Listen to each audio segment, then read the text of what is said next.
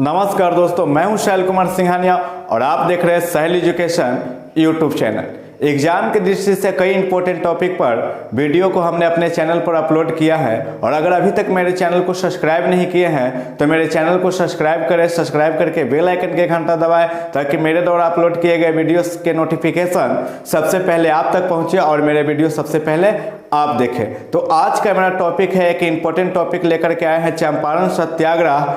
और please video के skip करके ना देखें क्योंकि वीडियो के स्किप करके देखिएगा तो समझ में नहीं आएगा। तो आइए देर ना करते हुए बढ़ते हैं अपने टॉपिक की ओर। चंपारण सत्याग्रह देखिए, गांधी जी जब 1915 ईस्वी में गांधी जी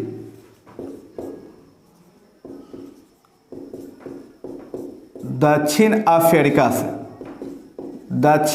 अफ्रीका से भारत है जो क्या आए, वापस आए, तो उस समय जो है ब्रिटेन जो चल रहा था, प्रथम विश्व युद्ध चल रहा था और ब्रिटेन जो है मित्र राष्ट्र की ओर से है जो लड़ रहा था। और आपको पता है कि भारत पर उस समय ब्रिटेन यानी ब्रिटिश गवर्नमेंट का ही अधिकार चल रहा था। तो जैसे ही गांधी जी है जो यहाँ पर आए तो इन्होंने पहला बात कि अंग्रेज इनको सपोर्ट मांगा और इन्होंने सपोर्ट भी किए, गांधी जी ने उनका सपोर्ट भी किया। और 1916 ईस्वी में क्या हुआ था कि लखनऊ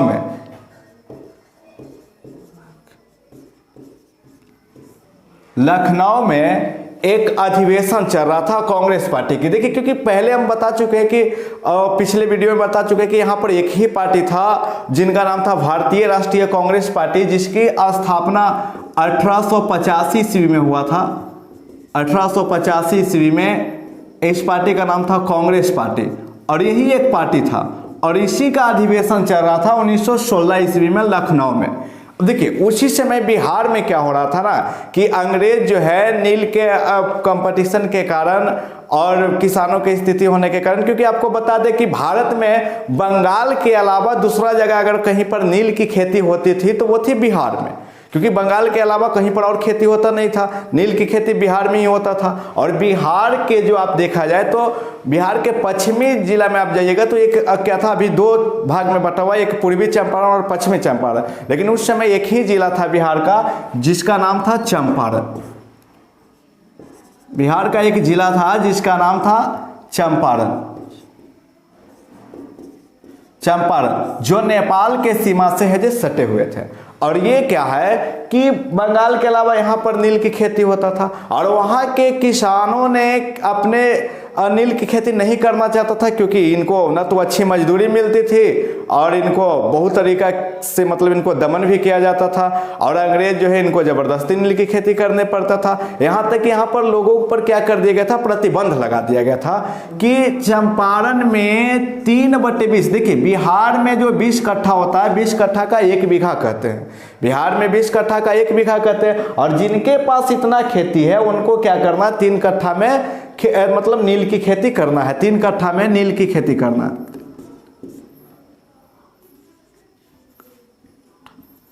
3 कट्ठा में नील की खेती करना है। नील की खेती करने के लिए अनिवार्य कर दिया गया था कि अगर जो ऐसा नहीं करेगा उसको क्या करेंगे, अंग्रेज जो है दंड देता था और बहुत मतलब उनके साथ है जो शोषण करता था। तो इससे यहाँ पर क्या थे, मतलब तंग आ चुके थे। और यहाँ पर एक किसान थे जिनका नाम था राजकुमार शुक्ल। देखिए, अब किसान का नाम क्या है, बिहार में चंपारण जिला का एक मरहबा गाँव है और वहाँ के एक किसान है जिनका नाम है राजकुमार शुक्ल। देखिए, शुक्ला नहीं, राजकुमार शुक्ल। राजकुमार शुक्ल जो है इसका क्या है, किसान का नाम है। और ये कैसा किसान है, तो ये जो है समृद्ध किसान है। समृद्ध कहने का अर्थ हुआ कि अच्छा खासा किसान है। और इन्होंने किसानों की जो समस्या है, देखिए राजकुमार शुक्ल एक समृद्ध किसान है और किसानों की जो समस्या था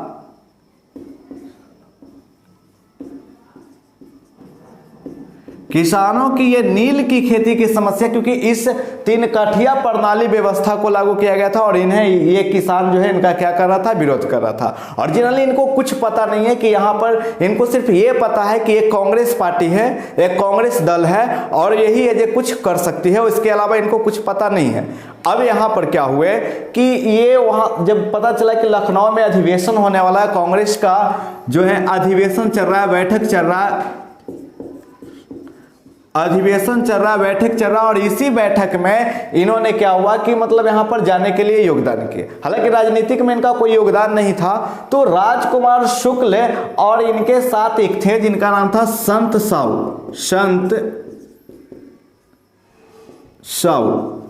साहू, ये दोनों व्यक्ति क्या हुए कि चल दिए। और जब यहां पर गए तो यहाँ पर जब गए 1916 ईस्वी में, जब लखनऊ समझौता में, तो इनको पता नहीं चल रहा था कि किससे मिले नहीं मिले। अब देखिए अनजान जगह पर जाइएगा तो आप भी सोचिएगा कि हम किन से मिलना है नहीं मिलना है, ऐसे डायरेक्ट किससे तो मिल नहीं लीजिएगा।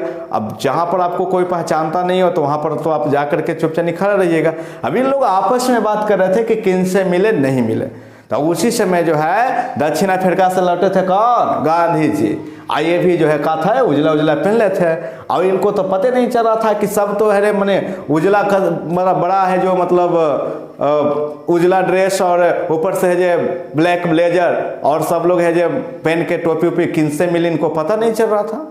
तो कुछ लोग बात करते हुए सुने तो इनको राय दिए कि देखिए वो जो यहाँ पर बैठे हुए हैं ये क्या है, गांधी जी हैं, और यही दक्षिण अफ्रीका में जो गोरे करिया का भेदभाव मिटाए थे और इसके कारण ये बहुत चर्चा में थे।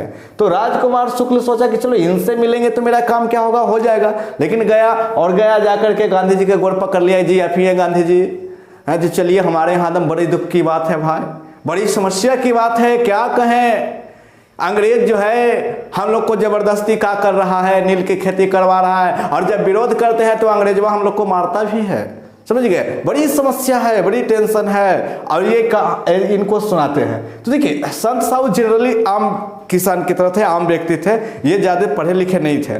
तो इनको गांधी जी ने पीछा छुड़ाना चाहते थे, और गांधी जी कहा कि चलो यार मतलब अभी हमारे पास टाइम नहीं है, हम बाद में आपसे मिलते हैं।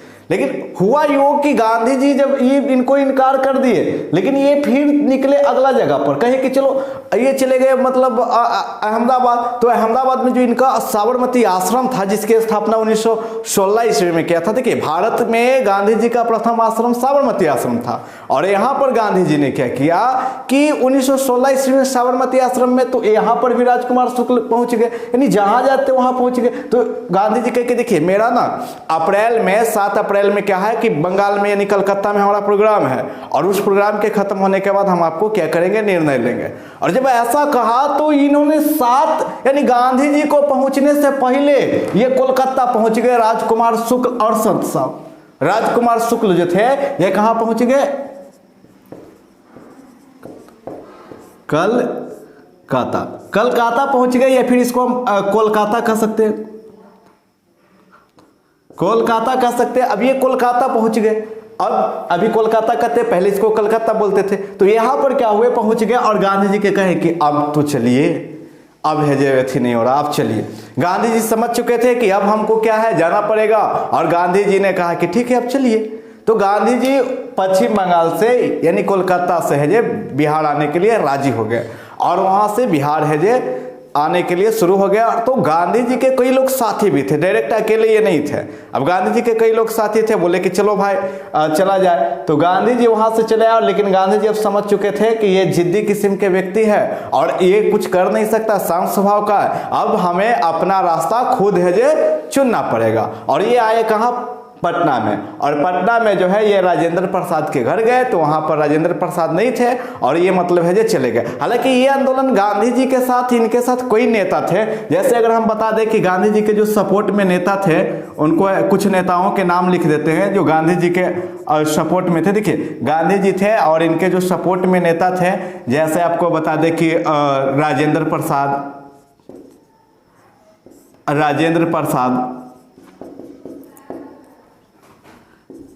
प्रसाद हो गए, उसके बाद में अनुग्रह नारायण हो गए,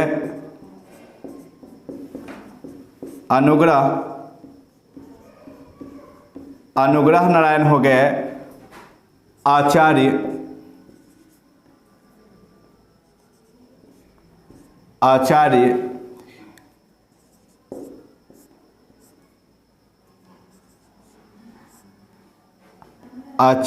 कृपलानी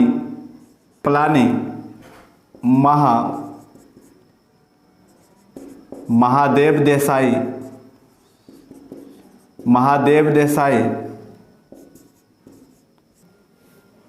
नरहरि वाकिर, ये सब जो थे क्या थे, गांधी जी के सपोर्ट में थे, समझ गए। राजेंद्र प्रसाद, और जब यहाँ पर गए तो ये तो मिले नहीं कि चलो भाई यहाँ पर नहीं मिले। अब ये क्या हुए कि आगे चले गए कि पटना में गए थे, ये 10 अप्रैल को पटना पहुंचे थे, और जब पटना नहीं मिले तो ये कहाँ चले गए, मुजफ्फरपुर चले गए। और वहाँ पर जाने के बाद अब देखिए, वहाँ चंपारण में एक रूल था, नियम था कि जब भी यहाँ से कोई नेता प्रवृत्ति के लोग आएंगे तो वहाँ के जो कमिश्नर होते थे ना, उनसे क्या करना पड़ता था, परमिशन लेना पड़ता था। अब गांधी जी ने अपने लोगों को भेजा, हालांकि वहाँ पर जो कॉलेज के प्रोफेसर थे और उसके बाद जो भी किसान लोग भाई थे वो गांधी जी को फुल समर्थन कर रहे थे, और वहाँ पर लोगों ने क्या किया कि भेजे, लेकिन इनको अनुमति नहीं मिला। तो बिना अनुमति को इन्होंने 15 अप्रैल, समझ गए, बिना अनुमति को 15 अप्रैल 1917 ईस्वी को 15 अप्रैल 1917 ईस्वी को गांधी जी चंपारण पहुंचे। चंपारण जो है इन्होंने क्या किए, पहुंच गए बिना एथी का। और जैसे पहुंचे तो गांधी जी का क्या हो गया कि यहाँ पर अरेस्ट वारंट आ गया कि आपको मतलब कल कोर्ट में पेश होना है। तो गांधी जी के ठीक है, अच्छा है, चलेंगे। तो 16 अप्रैल को इन्होंने सवेरे अब तैयार होकर के कोर्ट के लिए निकल जाते हैं, और कोर्ट में जाते हैं तो इतना गांधी जी का फुल सपोर्ट होता है, इतना समर्थन मिलता है कि चारों तरफ गूंजते रहता है गांधी जी जिंदाबाद, गांधी जी का, मतलब हर तरफ। अब इतना ज्यादा भीड़ लग जाता ना कि अंदर जज बैठ रहता, वो मतलब डर जाता है कि आखिर क्या होगा, अगर नहीं छोड़े तो क्या होगा, ईंट कबाड़ करके लेके चला जाएगा। आप समझ सकते हैं कैसा स्थिति रहा होगा। अब यहां पर जाते तो देखिए, चूंकि ये भी कहां से पढ़ कर आए थे, लंदन से पढ़ करके आए थे, कोई छोटे मोटे नहीं थे, लंदन से वरिष्ठ वकील बन करके आए थे। आपको बता दें कि इंग्लिश भी इनका मतलब अच्छा था और हिंदी भी अच्छा था, क्योंकि इंडिया में जन्म लेने से हिंदी तो ऐसे भी इंडियन लोग को बहुत अच्छा रहता है। इंग्लिश भले जी खराब रहे लेकिन हिंदी तो कहना ही नहीं है। और ये लंदन से चूंकि पढ़ के आए थे, तो आप समझ गए कि लंदन से डिग्री लेके आए थे वरिष्ठ वकील के गांधी जी, तो किस प्रकार से रहे होंगे ये आपको पता होगा।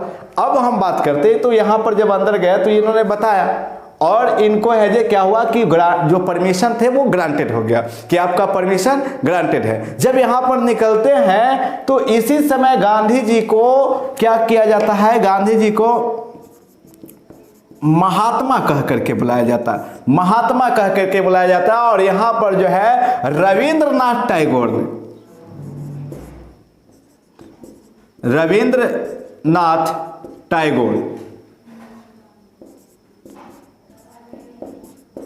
रविंद्रनाथ टैगोर ने गांधी जी को महात्मा कह करके पुकारा था कि महात्मा, अब तो हमारे देश में न क्रांतिकारियों की जरूरत है, अब तो हमारे देश में महात्माओं की जरूरत है। हालांकि महात्मा का अर्थ होता है महान आत्मा, महान आत्मा, ये इसी को हम लोग क्या बोलते हैं, महात्मा।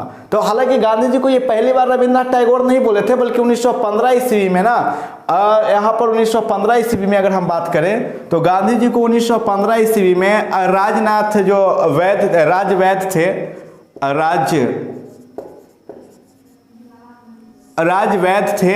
राजवैद्य जीवन राम, ये सबसे पहले गांधी जी को क्या किए थे, महात्मा का उपाधि दिए थे, महात्मा। उसके बाद में जो है स्वामी, अगर हम बात कर ले, अब यहाँ जो है ये राजवैद्य जीवन राम है, और कालिदास जो है, उसके बाद में श्रद्धानंद ने जो इनको क्या किया था, महात्मा की उपाधि दे दी थी। और तीसरे बार जो उपाधि दिए थे चंपारण सत्याग्रह में, वो थे रविंद्रनाथ टैगोर ने, महात्मा की उपाधि इनको देकर के त्याग दिया था। और रीजन ये हुआ ना कि गांधी जी का ये जो सत्याग्रह था वो सफल हुआ, और किसानों को नील कि खेती के लिए जो प्रेरित किया जाता था, ये तीन कठिया प्रणाली जो व्यवस्था है वो बिल्कुल ही क्या हो गई, समाप्त हो गई। और यही नहीं, गांधी जी को लगातार 3 सफलताएं मिली। पहला तो ये आंदोलन खत्म हो गया, और दूसरी जो है गुजरात में किसानों के प्रति, क्योंकि देखिए वहां पर क्या था ना कि एक बार क्या फ्लू बीमारी आ गया था, जिसके फसलों की काफी बर्बादी हो गई थी, और 120 से 130 लाख लोग जो है क्या हो गए थे, मारे गए थे, और जिसके कारण लगान नहीं देना चाहते थे, और अंग्रेज जो है जबरदस्ती कर रहा था कि हम लगान लेंगे। तो गांधी जी ने उन मजदूरों के लिए 1917 ईस्वी में ही गुजरात में खेड़ा आंदोलन, गुजरात में जो है खेड़ा आंदोलन शुरू किया, यानी कि खेड़ा आंदोलन शुरू किया। और इस आंदोलन में गांधी जी ने सबसे पहला बार भारत में भूख हड़ताल किया था, और यह आंदोलन सक्सेस हुआ, यह भी आंदोलन मतलब सफल रहा। और यही नहीं, 1918 ईस्वी में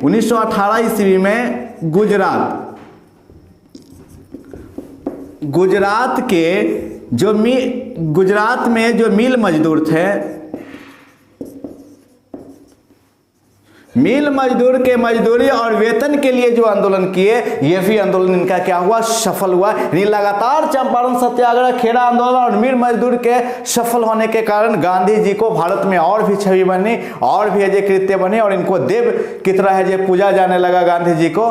तो अगर वीडियो अच्छा लगा होगा तो वीडियो को लाइक करें, कमेंट करें, शेयर करें, और ऐसे ही इंटरेस्टेड वीडियो को पढ़ने के लिए, ऐसे इंटरेस्टेड टॉपिक को पढ़ने के लिए मेरे वीडियो पे बने रहिए। जय हिंद, जय भारत।